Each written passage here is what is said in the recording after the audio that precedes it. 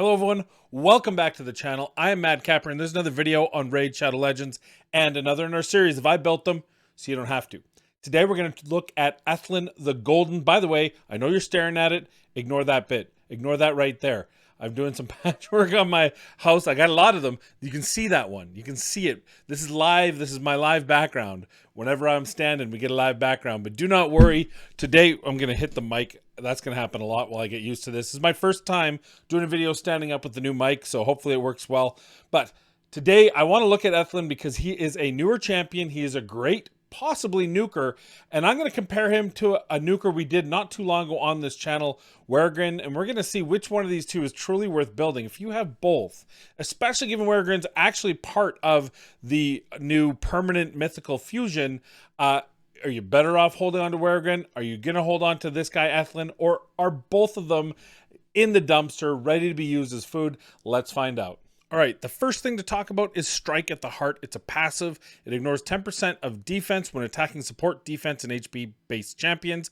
Does not work against bosses, but this is really tuned to those high defense champions you're going to find in Arena. Ultimate Death Knight comes to mind. The opportunity to ignore an extra 10% defense against them is always nice. Of course, you're going to add other things like if he's in Savage or Lethal, for example, that's going to ignore defense, and then you can have his Mastery, which the T6 has a 50-50 chance of ignoring another 25. So this is just adding to that effect, which mitigates more. The more defense you can mitigate, the better. So a pretty good passive.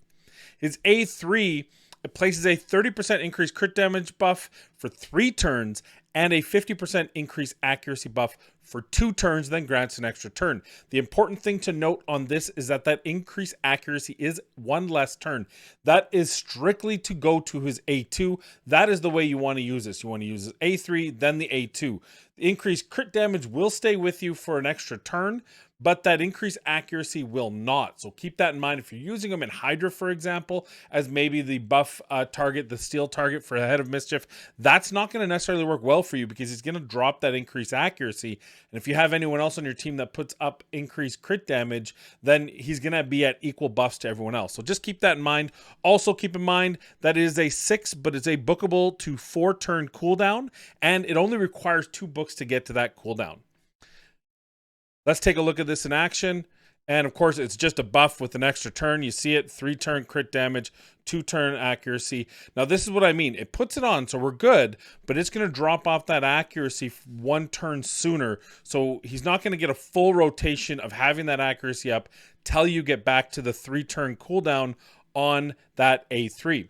Now, his A2 has attacks all enemies 2 times. First hit has a 75 bookable to 100% chance of placing a block active skills debuff for 2 turns. And the second hit has a 75, again, bookable to 100% chance of placing a true fear debuff for 1 turn if enemies are not under a block active skills debuff.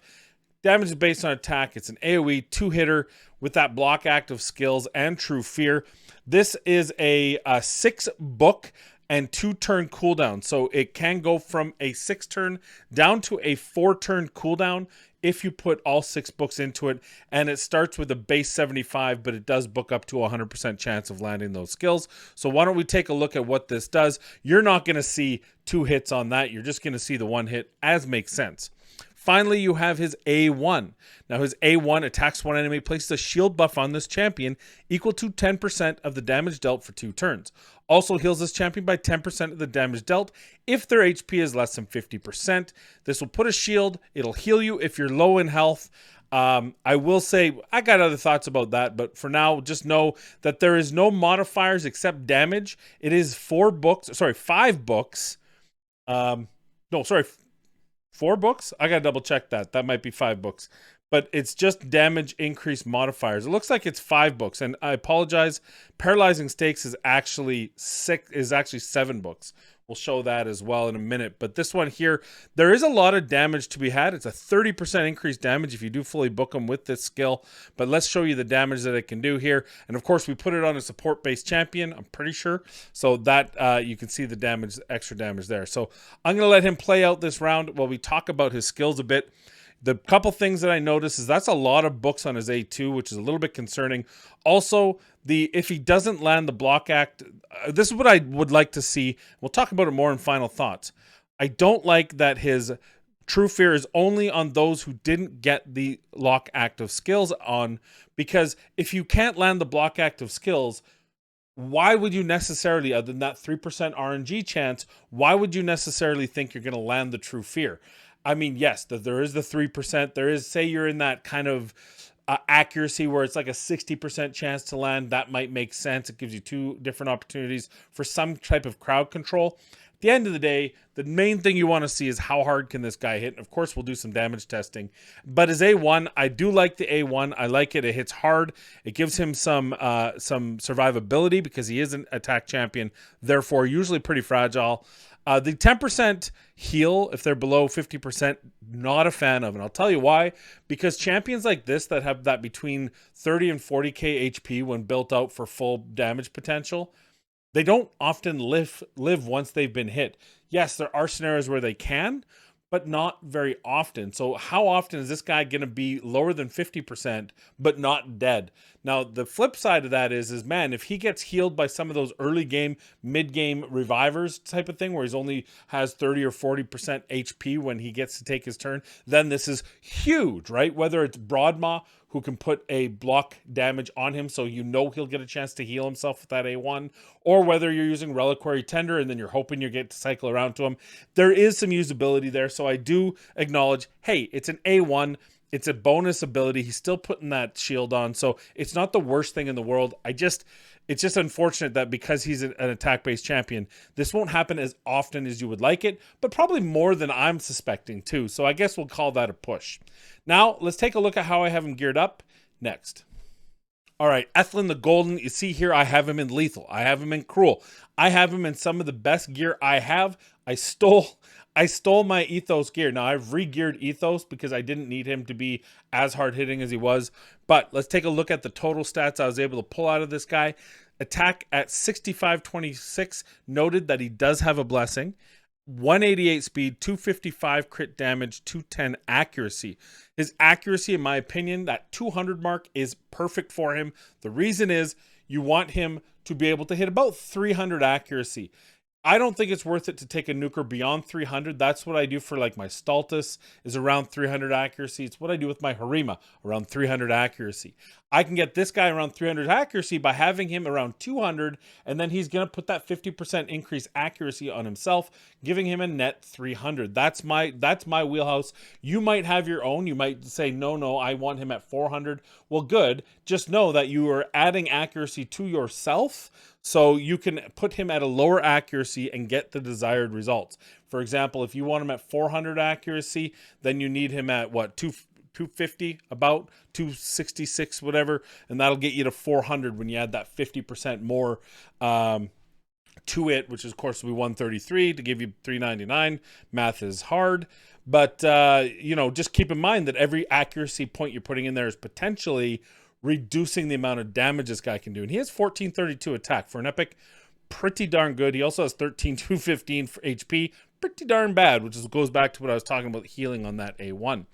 As far as his masteries, let's take a look here.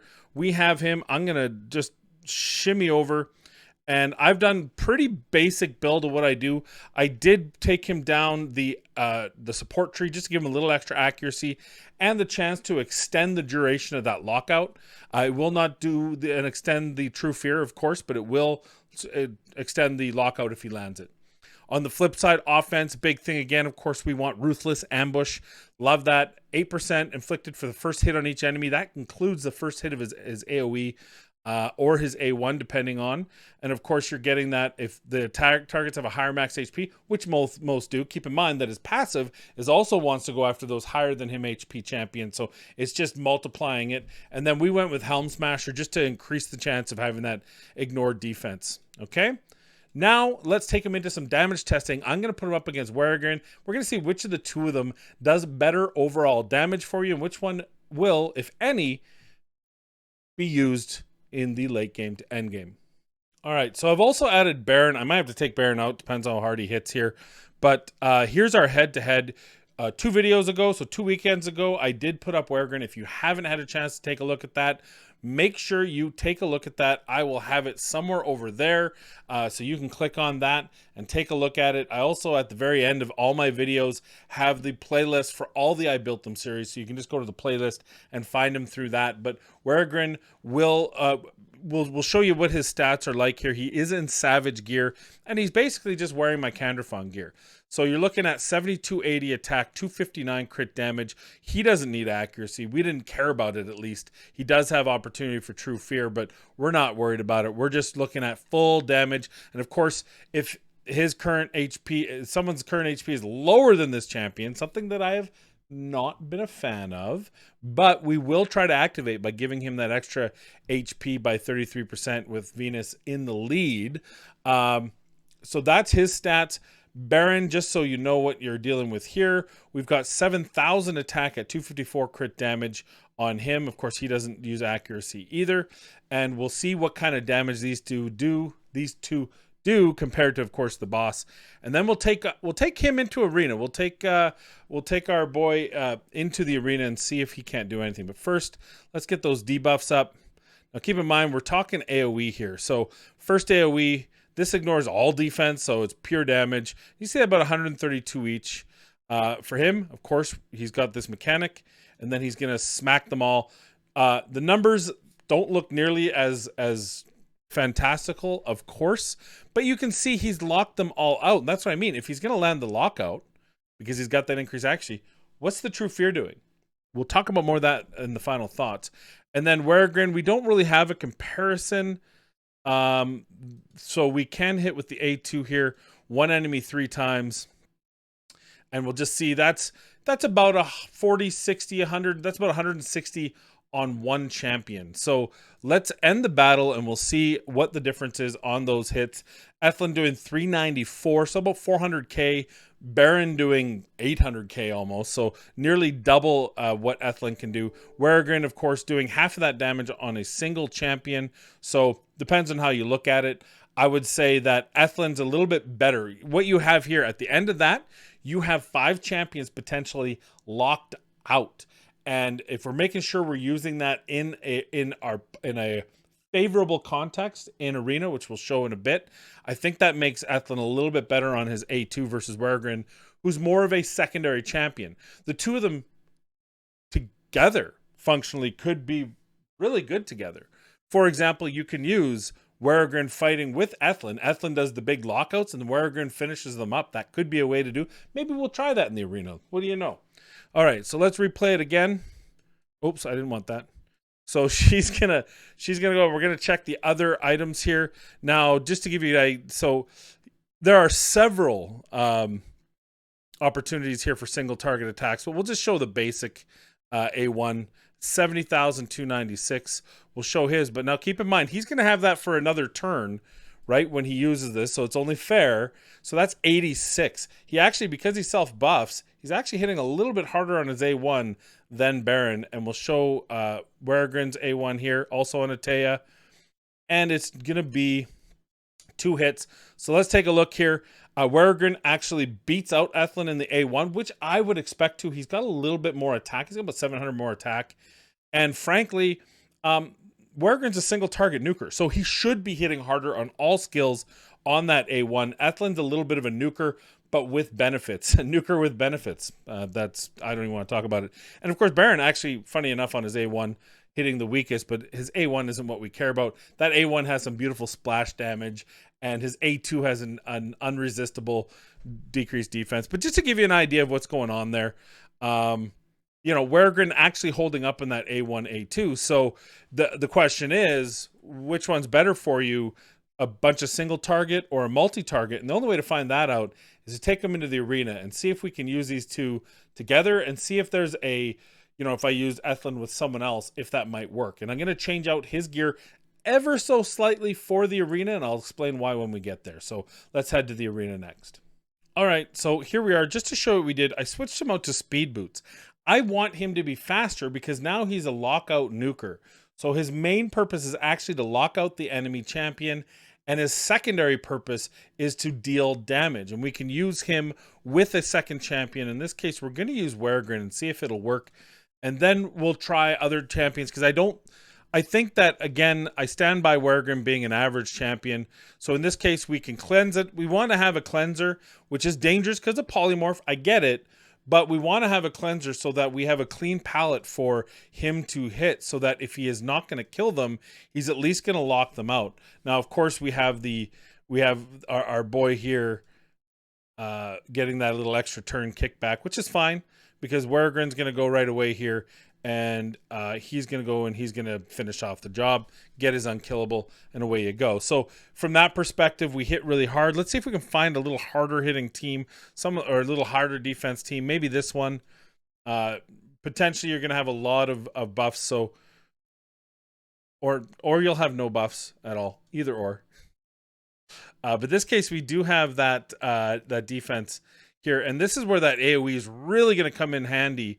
So we've locked out 2. Even though we weren't able to kill them, she can't revive, and he can't do anything other than hit back. So at this point, we do have multi-hitters, right? So because we have multi-hitters, well, that was a one-shotter, but that's going to actually work out really well. I think the reality is, and if I can get to some stronger, maybe this, we'll see. We got one of the anointed, one of the mythical champions.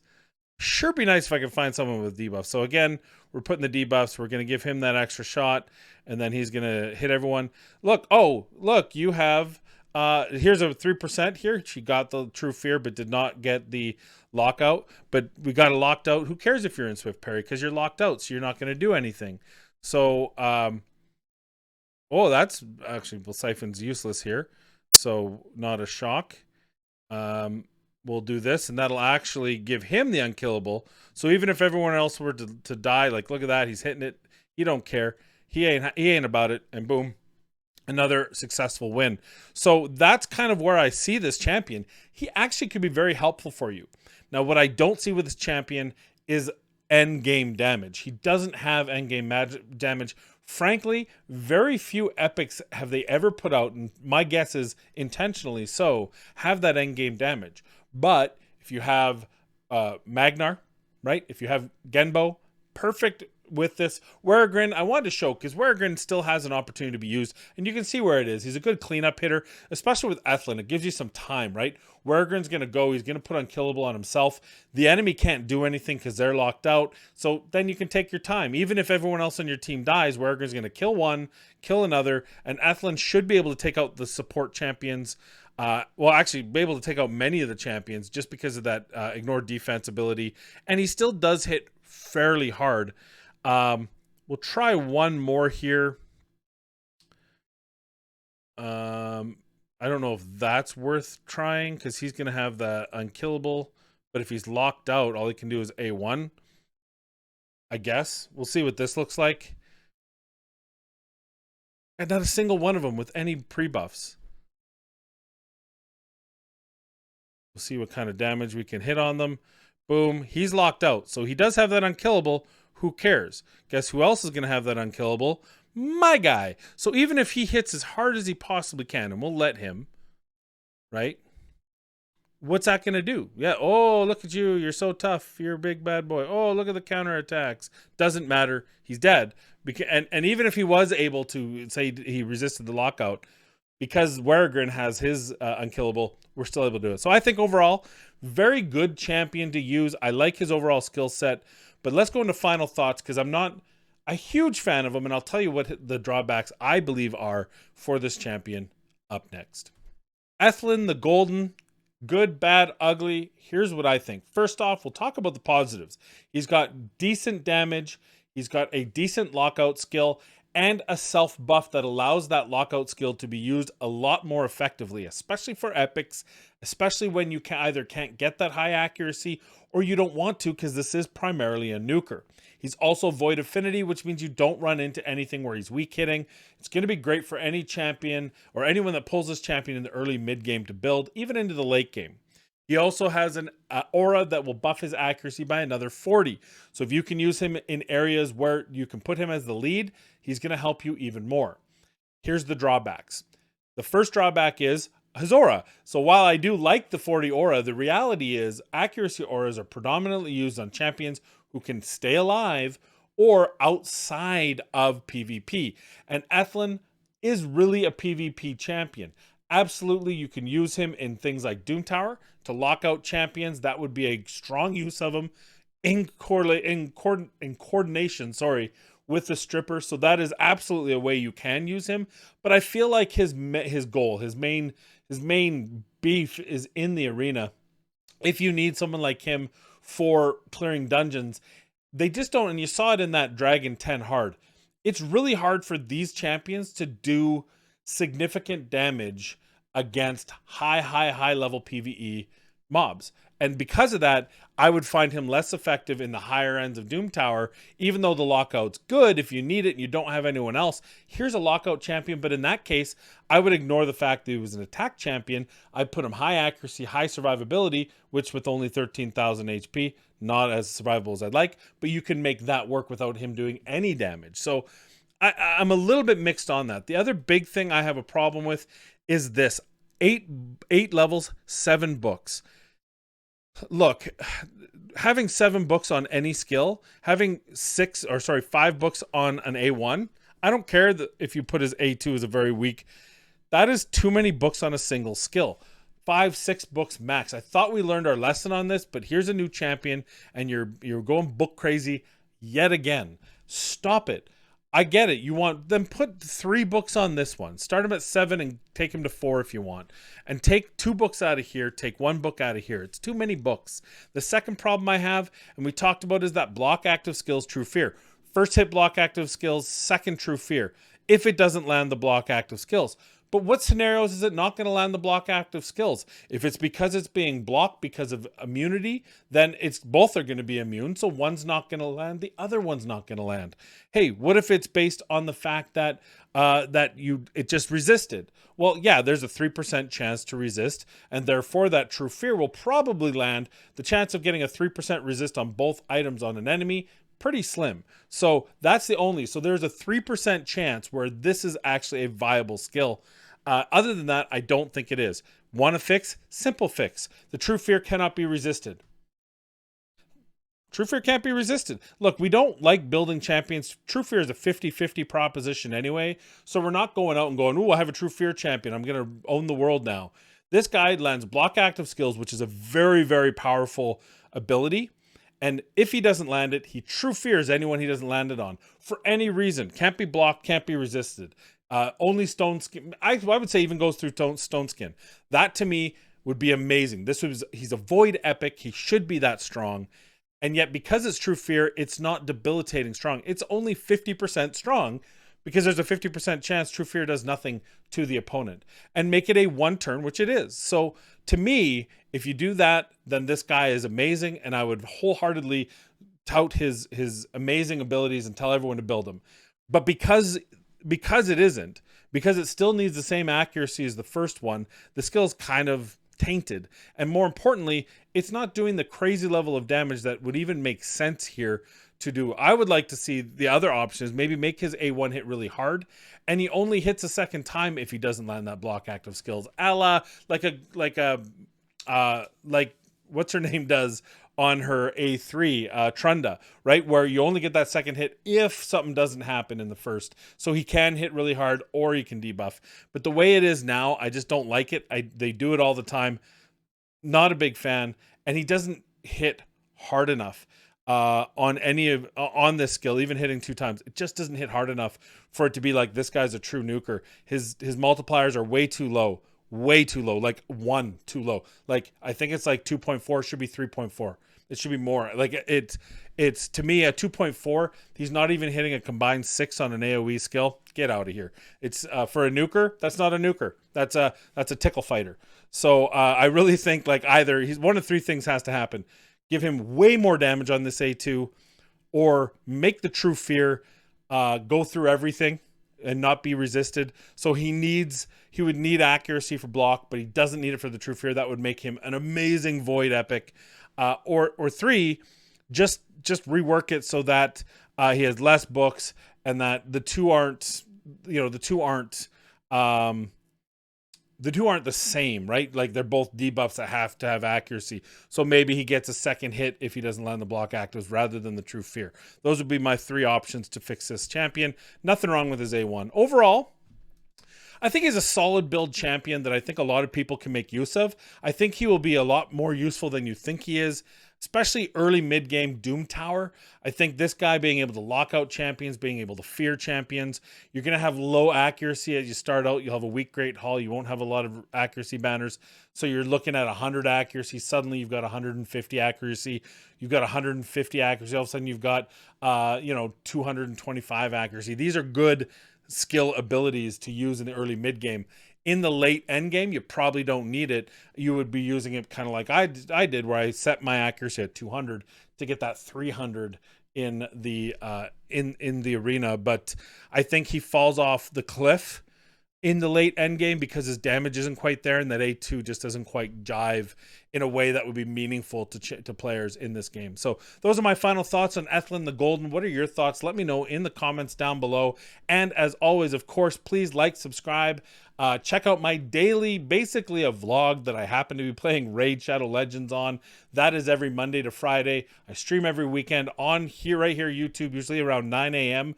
Sometimes we modify that for special events. And of course, every Friday you get this. For those of you who are members, one of your perks is to get this video a day early. So this will show up Thursday night for those of you who are members of the channel. If you'd like to support the channel at any level, starting at only a couple dollars a month, please hit the join button down below and support the channel. Thank you very much for watching. Please, as always, be kind, be safe, and we'll see you in the next video.